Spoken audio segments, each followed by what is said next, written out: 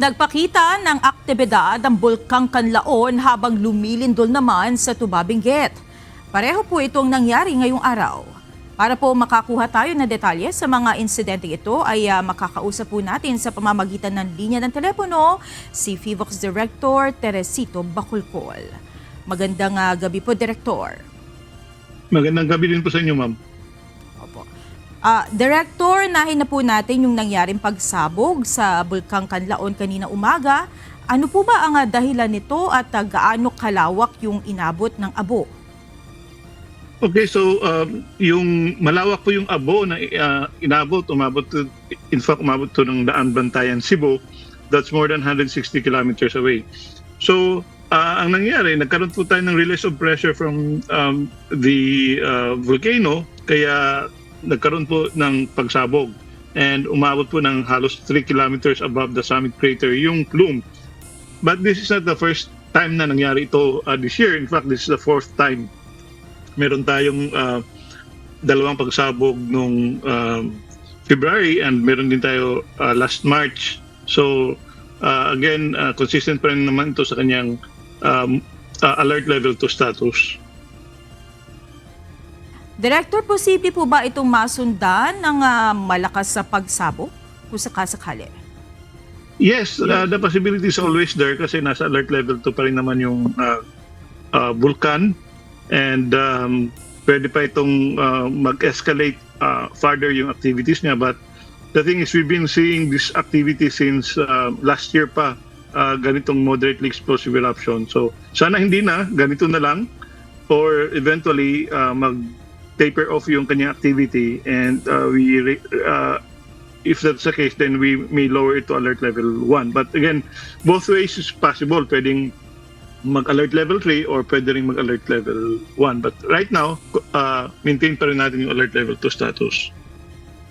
So meaning, Director, yung mga restricted areas ay pareho pa rin po at ganun pa rin, wala po tayong binago kahit nangyari po itong nangyaring pagsabog kanina? Yes, wala tayong binago. Yung permanent danger zone natin ay 4 kilometers pa rin. Kung i-raise na to alert level 3, din we may recommend the extension of danger zone up to 6 kilometers. But right now, wala pa, maintain pa rin yung 4 kilometers. Ano na lang, Director, yung muling maipapayo natin sa ating mga kababayan, lalong-lalo na po doon sa mga malapit dyan sa bulkan?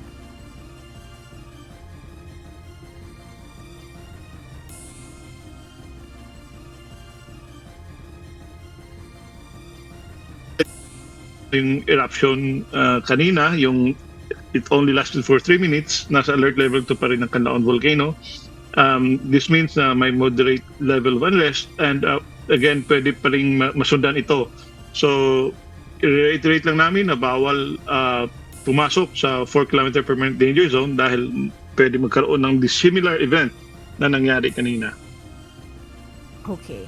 Ngayon naman, Director, banggitin na rin natin, pag-usapan po natin yung nangyari naman na lindol sa Benguet.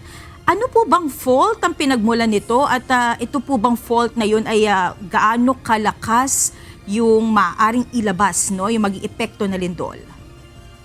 Yung fault na nag-generate ng earthquake kanina is the Philippine Fault.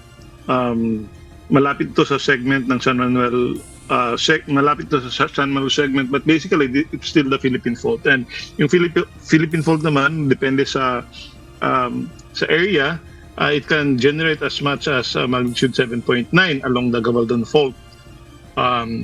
So yun yung nangyari. It was generated by the Philippine Fault and ang magnitude kanina is magnitude 4.5.